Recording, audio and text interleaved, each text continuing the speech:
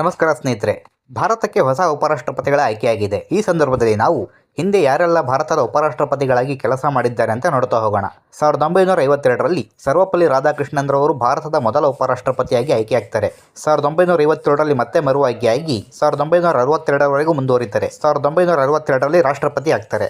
ಜಾಕಿರ್ ಹುಸೇನ್ 1962ರಿಂದ 67ರವರೆಗೂ ಉಪರಾಷ್ಟ್ರಪತಿ ಆಗಿರ್ತಾರೆ. 1967ರಲ್ಲಿ ರಾಷ್ಟ್ರಪತಿ ಆಗ್ತಾರೆ. ವಿ ಗಿರಿ 1967ರಲ್ಲಿ ಉಪರಾಷ್ಟ್ರಪತಿಯಾಗಿದ್ದ ಇವರು 1969ರಲ್ಲಿ ರಾಷ್ಟ್ರಪತಿಯಾಗಿದ್ದ ಜಾಕಿರ್ ಹುಸೇನ್ ಸಾವಿನ ನಂತರ ಹಂಗಾಮಿ ರಾಷ್ಟ್ರಪತಿಯಾಗಿ ಆಯ್ಕೆಯಾಗ್ತಾರೆ. ಹಾಗಾಗಿ ಉಪರಾಷ್ಟ್ರಪತಿ ಸ್ಥಾನ 4 ತಿಂಗಳು ಖಾಲಿ ಇರುತ್ತೆ. ಜಿ.ಎಸ್. ಪಾಠಕ್ ಇವರು ಉತ್ತರ ಪ್ರದೇಶದ ಬರೇಲಿಯವರು. ಹುಟ್ಟಿದ್ದು 26 ಫೆಬ್ರವರಿ 1896ರಲ್ಲಿ. ತಂದೆ ಕೃಷ್ಣ ಸ್ವರೂಪ್ ಪಾಠಕ್, ಹೆಂಡತಿ ಪ್ರಕಾಶ್ವತಿ. ಅಲಹಾಬಾದ್ ಹೈಕೋರ್ಟಿನಲ್ಲಿ ನ್ಯಾಯಾಧೀಶರಾಗಿದ್ದ ಇವರು 1960ರಲ್ಲಿ ರಾಜ್ಯಸಭೆಗೆ ಆಯ್ಕೆಯಾಗಿ ಕೇಂದ್ರ ಕಾನೂನು ಮಂತ್ರಿ ಆಗ್ತಾರೆ. 1967ರಲ್ಲಿ ಕರ್ನಾಟಕದ ರಾಜ್ಯಪಾಲರಾಗಿ ಆಯ್ಕೆಯಾಗ್ತಾರೆ. 1968ರಲ್ಲಿ ಉಪರಾಷ್ಟ್ರಪತಿಯಾಗಿ ಆಯ್ಕೆಯಾಗಿ ಕರ್ನಾಟಕದ ರಾಜ್ಯಪಾಲ ಸ್ಥಾನಕ್ಕೆ ರಾಜೀನಾಮೆ ಕೊಡ್ತಾರೆ. 4 ಅಕ್ಟೋಬರ್ 1982ರಲ್ಲಿ ಸಾವನ್ನಪ್ತಾರೆ. ಬಿ.ಡಿ. ಜತ್ತಿ 1974ರಿಂದ 1979ರವರೆಗೂ ಉಪರಾಷ್ಟ್ರಪತಿ ಆಗಿರ್ತಾರೆ. ಈ ಮಧ್ಯೆ ರಾಷ್ಟ್ರಪತಿ ಫಕ್ರುದ್ದೀನ್ ಅಲಿ ಅಹಮದ್ ಸಾವಿನ ನಂತರ ಕೆಲವು ದಿನ ಹಂಗಾಮಿ ರಾಷ್ಟ್ರಪತಿಯಾಗಿ ಸಹ ಕೆಲಸ ಮಾಡಿದ್ದಾರೆ. ಮೊಹಮ್ಮದ್ ಹಿದಾಯತುಲ್ಲಾ ರಾಷ್ಟ್ರಪತಿ ಸ್ಥಾನಕ್ಕೆ ವಿ ಗಿರಿ ರಾಜೀನಾಮೆ ಕೊಟ್ಟ ಸಂದರ್ಭದಲ್ಲಿ ಈ ಹಿಂದೆ ಹಂಗಾಮಿ ರಾಷ್ಟ್ರಪತಿಯಾಗಿ ಕೆಲಸ ಮಾಡಿದ್ದ ಇವರು 1979ರಿಂದ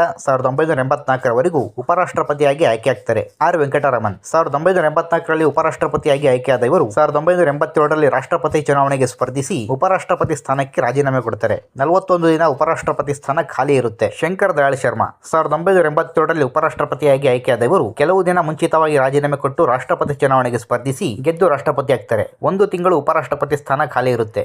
ಕೆ.ಆರ್. ನಾರಾಯಣ್ 1992ರಲ್ಲಿ ಉಪರಾಷ್ಟ್ರಪತಿ ಆದ ಇವರು 1997ರಲ್ಲಿ ಕೆಲ ದಿನ ಮುಂಚಿತವಾಗಿ ರಾಜೀನಾಮೆ ಕೊಟ್ಟು ರಾಷ್ಟ್ರಪತಿ ಚುನಾವಣೆಗೆ ಸ್ಪರ್ಧಿಸಿ ರಾಷ್ಟ್ರಪತಿ ಆಗ್ತಾರೆ. ನಂತರ 1 ತಿಂಗಳು ಉಪರಾಷ್ಟ್ರಪತಿ ಸ್ಥಾನ ಖಾಲಿ ಇರುತ್ತೆ. ಗೋಪಾಲ್ ಸ್ವರೂಪ್ ಪಾಠಕ್ರನ್ನು ಹೊರತುಪಡಿಸಿ 1952ರಿಂದ 1997ರವರೆಗೂ ಉಪರಾಷ್ಟ್ರಪತಿಗಳಾಗಿದ್ದ ಎಲ್ಲರೂ ಕೂಡ ರಾಷ್ಟ್ರಪತಿಗಳಾಗಿ ಸಹ ಕೆಲಸ ಮಾಡಿದ್ದಾರೆ.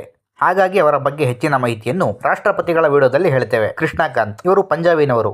ಹುಟ್ಟಿದ್ದು 28 ಫೆಬ್ರವರಿ 1927ರಲ್ಲಿ. ತಂದೆ ಲಾಲಾ ಅಚಿಂತ್ ರಾಮ್, ತಾಯಿ ಸತ್ಯವತಿ. ಹೆಂಡತಿ ಸುಮನ್. ಮೊದಲು ರಾಜ್ಯಸಭೆ ಹಾಗೂ ಚಂಡೀಗಢ ಕ್ಷೇತ್ರದಿಂದ ಲೋಕಸಭೆಗೆ ಆಯ್ಕೆಯಿದ್ದ ಇವರು 1990ರಲ್ಲಿ ಆಂಧ್ರ ಪ್ರದೇಶದ ರಾಜ್ಯಪಾಲರಾಗ್ತಾರೆ. 1996ರಲ್ಲಿ ಕೆಲವು ದಿನ ತಮಿಳುನಾಡಿನ ಗವರ್ನರ್ ಆಗಿ ಸಹ ಕೆಲಸ ಮಾಡ್ತಾರೆ. 1997ರಲ್ಲಿ ಗವರ್ನರ್ ಸ್ಥಾನಕ್ಕೆ ರಾಜೀನಾಮೆ ಕೊಟ್ಟು ಜನತಾದಳದಿಂದ ಉಪರಾಷ್ಟ್ರಪತಿ ಸ್ಥಾನಕ್ಕೆ ಸ್ಪರ್ಧಿಸಿ ಗೆದ್ದು ಉಪರಾಷ್ಟ್ರಪತಿ ಆಗ್ತಾರೆ. ಹಿಂದಿನ ರೂಢಿಯಂತೆ 2002ರ ರಾಷ್ಟ್ರಪತಿ ಸ್ಥಾನಕ್ಕೆ ಇವರ ಸ್ಪರ್ಧೆ ಮಾಡಬೇಕಿತ್ತು. ಆದರೆ ಆಗ ರಾಷ್ಟ್ರಪತಿ ಸ್ಥಾನಕ್ಕೆ ಸ್ಪರ್ಧಿಸಿದ್ದ ಎ.ಪಿ.ಜೆ. ಅಬ್ದುಲ್ ಕಲಾಂ ವಿರುದ್ಧ ವಿಪಕ್ಷಗಳು ಅಭ್ಯರ್ಥಿ ಹಾಕೋದಿಲ್ಲ. ಅಬ್ದುಲ್ ಕಲಾಂ ಅವಿರೋಧವಾಗಿ ಆಯ್ಕೆಯಾಗ್ತಾರೆ. ರಾಷ್ಟ್ರಪತಿ ಆಯ್ಕೆಯಾದ 2 ದಿನಕ್ಕೆ ಅಂದ್ರೆ 27 ಜುಲೈ 2002ರಲ್ಲಿ ಉಪರಾಷ್ಟ್ರಪತಿ ಕೃಷ್ಣಕಾಂತ್ ಸಾವನ್ನಪ್ತಾರೆ. ನಂತರ 23 ದಿನ ಉಪರಾಷ್ಟ್ರಪತಿ ಹುದ್ದೆ ಖಾಲಿ ಇರುತ್ತೆ. ಬೈರೋನ್ ಸಿಂಗ್ ಶೇಖಾವತ್ ಇವರು ರಾಜಸ್ಥಾನದವರು. ಹುಟ್ಟಿದ್ದು 23 ಅಕ್ಟೋಬರ್ 1923ರಲ್ಲಿ. ತಂದೆ ದೇವಿ ಸಿಂಗ್, ತಾಯಿ ಬನೆ ಕನ್ವರ್, ಹೆಂಡತಿ ಸೂರಜ್ ಕನ್ವರ್. ಮೊದಲು ಜನತಾ ಪಾರ್ಟಿಯಿಂದ ರಾಜಸ್ಥಾನದ ಮುಖ್ಯಮಂತ್ರಿಯಾಗಿದ್ದ ಇವರು ಮುಂದೆ ಬಿಜೆಪಿ ಸೇರಿ 1990ರಿಂದ 92 ಹಾಗೂ 93ರಿಂದ 97ರವರೆಗೂ ರಾಜಸ್ಥಾನದ ಸಿಎಂ ಆಗಿರ್ತಾರೆ. 2002ರಲ್ಲಿ ಉಪರಾಷ್ಟ್ರಪತಿ ಚುನಾವಣೆಗೆ ಬಿಜೆಪಿ ಪಕ್ಷದಿಂದ ಸ್ಪರ್ಧಿಸಿ ಗೆದ್ದು ಉಪರಾಷ್ಟ್ರಪತಿ ಆಗ್ತಾರೆ. 2007ರಲ್ಲಿ ರಾಷ್ಟ್ರಪತಿ ಚುನಾವಣೆಗೆ ಸ್ಪರ್ಧಿಸುವ ಸಲುವಾಗಿ ಉಪರಾಷ್ಟ್ರಪತಿ ಸ್ಥಾನಕ್ಕೆ ಕೆಲ ದಿನ ಮುಂಚಿತವಾಗಿ ರಾಜೀನಾಮೆ ಕೊಡುತ್ತಾರೆ. ಆದರೆ ಕಾಂಗ್ರೆಸ್ ಇಂದ ಸ್ಪರ್ಧಿಸಿದ್ದ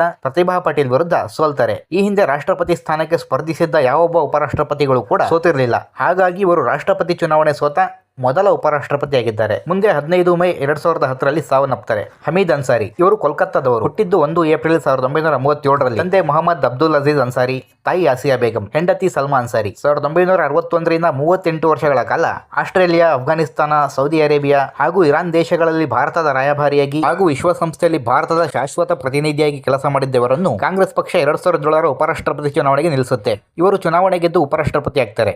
2012ರ ಉಪರಾಷ್ಟ್ರಪತಿ ಚುನಾವಣೆಗೆ ಕೂಡ ಇವರೇ ಅಭ್ಯರ್ಥಿಯಾಗಿ ಸ್ಪರ್ಧೆ ಮಾಡಿ ಮತ್ತೆ ಗೆದ್ದು 2017ರವರೆಗೂ ಉಪರಾಷ್ಟ್ರಪತಿಯಾಗಿರ್ತಾರೆ. ವೆಂಕಯ್ಯ ನಾಯ್ಡು ಇವರು ಆಂಧ್ರ ಪ್ರದೇಶದ ನೆಲ್ಲೂರು ಜಿಲ್ಲೆಯವರು. ಹುಟ್ಟಿದ್ದು 1 ಜುಲೈ 1949ರಲ್ಲಿ. ತಂದೆ ರಂಗಯ್ಯ ನಾಯ್ಡು, ತಾಯಿ ರಮಣಮ್ಮ, ಹೆಂಡತಿ ಎಂ ಉಷಾ. 1978ರಿಂದ 1983ರವರೆಗೂ ಆಂಧ್ರ ಪ್ರದೇಶದಲ್ಲಿ ಶಾಸಕರಾಗಿ 1988ರಿಂದ 93ರವರೆಗೂ ಆಂಧ್ರ ಬಿಜೆಪಿ ಪಕ್ಷದ ರಾಜ್ಯಾಧ್ಯಕ್ಷರಾಗಿದ್ದ ಇವರು 1993ರಿಂದ 2016ರವರೆಗೂ ಕರ್ನಾಟಕದಿಂದ ರಾಜ್ಯಸಭೆಯ ಸಂಸದರಾಗ್ತಾರೆ. 2000ನೇ ಇಸ್ವಿಯಲ್ಲಿ ವಾಜಪೇಯಿ ಸರ್ಕಾರದಲ್ಲಿ ಕೇಂದ್ರ ಗ್ರಾಮೀಣಾಭಿವೃದ್ಧಿ ಮಂತ್ರಿ ಆಗ್ತಾರೆ. 2002ರಲ್ಲಿ ರಾಜೀನಾಮೆ ಕೊಟ್ಟು ಬಿಜೆಪಿ ಪಕ್ಷದ ರಾಷ್ಟ್ರೀಯ ಅಧ್ಯಕ್ಷರಾಗ್ತಾರೆ. 2014ರ ಮೋದಿ ಸರ್ಕಾರದಲ್ಲಿ ನಗರಾಭಿವೃದ್ಧಿ, ವಸತಿ, ಸಂಸದೀಯ ವ್ಯವಹಾರ ಹಾಗೂ ಮಾಹಿತಿ ಮತ್ತು ಪ್ರಸಾರ ಮಂತ್ರಿಯಾಗಿ ಕೆಲಸ ಮಾಡಿದ್ದಾರೆ. 2017ರಲ್ಲಿ ಬಿಜೆಪಿಯಿಂದ ಉಪರಾಷ್ಟ್ರಪತಿ ಹುದ್ದೆಗೆ ಸ್ಪರ್ಧಿಸಿ ಗೆದ್ದು ಉಪರಾಷ್ಟ್ರಪತಿಯಾಗಿ 2022ರವರೆಗೂ ಕಾರ್ಯನಿರ್ವಹಿಸುತ್ತಾರೆ.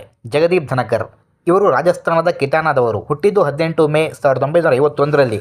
ತಂದೆ ಗೋಕಲ್ ಚಂದ್, ತಾಯಿ ಕೇಸರಿ ದೇವಿ, ಹೆಂಡತಿ ಸುದೇಶ್ ಧನಕರ್. 1989ರಲ್ಲಿ ಜನತಾದಳದ ಸಂಸದರಾಗಿ ಕೇಂದ್ರದಲ್ಲಿ ಸಂಸದೀಯ ವ್ಯವಹಾರ ಇಲಾಖೆಯ ರಾಜ್ಯ ಮಂತ್ರಿ ಆಗ್ತಾರೆ. ಮುಂದೆ ಕಾಂಗ್ರೆಸ್ ಸೇರಿ ರಾಜಸ್ಥಾನದಲ್ಲಿ ಶಾಸಕರಾಗ್ತಾರೆ. ಮುಂದೆ ಬಿಜೆಪಿ ಸೇರಿದ್ದ ಇವರು 2019ರಲ್ಲಿ ಪಶ್ಚಿಮ ಬಂಗಾಳದ ರಾಜ್ಯಪಾಲರಾಗ್ತಾರೆ. 2022ರಲ್ಲಿ ಉಪರಾಷ್ಟ್ರಪತಿ ಆಗ್ತಾರೆ. ಇತ್ತೀಚೆಗಷ್ಟೇ ಆರೋಗ್ಯದ ನೆಪವೊಡ್ಡಿ ಉಪರಾಷ್ಟ್ರಪತಿ ಸ್ಥಾನಕ್ಕೆ ರಾಜೀನಾಮೆ ಕೊಟ್ಟಿದ್ರು. ನಂತರ 2 ತಿಂಗಳು ಉಪರಾಷ್ಟ್ರಪತಿ ಹುದ್ದೆ ಖಾಲಿ ಇತ್ತು. ಮಧ್ಯಂತರ ಚುನಾವಣೆ ನಡೆದು ಬಿಜೆಪಿ ಪಕ್ಷದ ಸಿಪಿ ರಾಧಾಕೃಷ್ಣನ್ ರವರು ಉಪರಾಷ್ಟ್ರಪತಿಯಾಗಿ ಆಯ್ಕೆಯಾಗಿದ್ದಾರೆ. ಸೆಪ್ಟೆಂಬರ್ 12ರಂದು ಅಧಿಕೃತವಾಗಿ ಪ್ರಮಾಣ ವಚನ ತೆಗೆದುಕೊಳ್ಳಲಿದ್ದಾರೆ. ಇವರು ತಮಿಳುನಾಡಿನ ತಿರುಪ್ಪೂರ್ನವರು. ಹುಟ್ಟಿದ್ದು 4 ಮೇ 1957ರಲ್ಲಿ. ತಂದೆ ಸಿ ಕೆ ಪನ್ನುಸ್ವಾಮಿ, ತಾಯಿ ಕೆ ಜಾನಕಿ, ಹೆಂಡತಿ ಆರ್ ಸುಮನ್. 1998ರಿಂದ 2004ರವರೆಗೂ ತಮಿಳುನಾಡಿನ ಕೊಯಂಬತ್ತೂರಿನಿಂದ ಬಿಜೆಪಿ ಪಕ್ಷದ ಸಂಸದರಾಗಿ ಲೋಕಸಭೆಗೆ ಆಯ್ಕೆಯಾಗಿದ್ದರು. 2003ರಿಂದ 6ರವರೆಗೂ ತಮಿಳುನಾಡು ಬಿಜೆಪಿಯ ರಾಜ್ಯಾಧ್ಯಕ್ಷರಾಗಿದ್ದರು. 2023ರ ನಂತರ ಜಾರ್ಖಂಡ್, ತೆಲಂಗಾಣ ಹಾಗೂ ಪಾಂಡಿಚೇರಿಯ ರಾಜ್ಯಪಾಲರಾಗ್ತಾರೆ. 2024ರಲ್ಲಿ ಮಹಾರಾಷ್ಟ್ರದ ರಾಜ್ಯಪಾಲರಾಗಿದ್ದರು. ಈಗ ಪ್ರಸ್ತುತ ಉಪರಾಷ್ಟ್ರಪತಿಗಳಾಗಿ ಆಯ್ಕೆಯಾಗಿದ್ದಾರೆ. ಇದುವರೆಗೂ ಒಟ್ಟು 15 ಜನರು ಭಾರತದ ಉಪರಾಷ್ಟ್ರಪತಿಗಳಾಗಿ ಕೆಲಸ ಮಾಡಿದ್ದಾರೆ.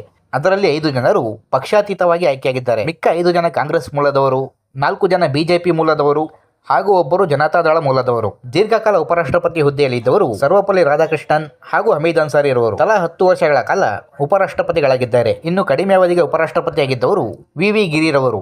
ಕೇವಲ 1 ವರ್ಷ 355 ದಿನ ಮಾತ್ರ ಉಪರಾಷ್ಟ್ರಪತಿಯಾಗಿದ್ದರು. ಇನ್ನು ಕರ್ನಾಟಕದಿಂದ ಕೇವಲ ಒಬ್ಬರು ಮಾತ್ರ ಉಪರಾಷ್ಟ್ರಪತಿ ಹುದ್ದೆಗೆ ಆಯ್ಕೆಯಾಗಿದ್ದರು. ಸೊ ಇದಾಗಿತ್ತು ಸ್ನೇಹಿತರೆ, ಭಾರತದ ಉಪರಾಷ್ಟ್ರಪತಿಗಳ ಬಗ್ಗೆ ತಿಳಿಸಿಕೊಡುವಂತಹ ಪ್ರಯತ್ನ. ನಮ್ಮ ವರದಿ ಇಷ್ಟ ಆಗಿದ್ರೆ ಲೈಕ್ ಮಾಡಿ, ಶೇರ್ ಮಾಡಿ ಹಾಗೂ ನಮ್ಮ ಚಾನಲನ್ನು ಸಬ್ಸ್ಕ್ರೈಬ್ ಮಾಡ್ಕೊಳ್ಳಿ.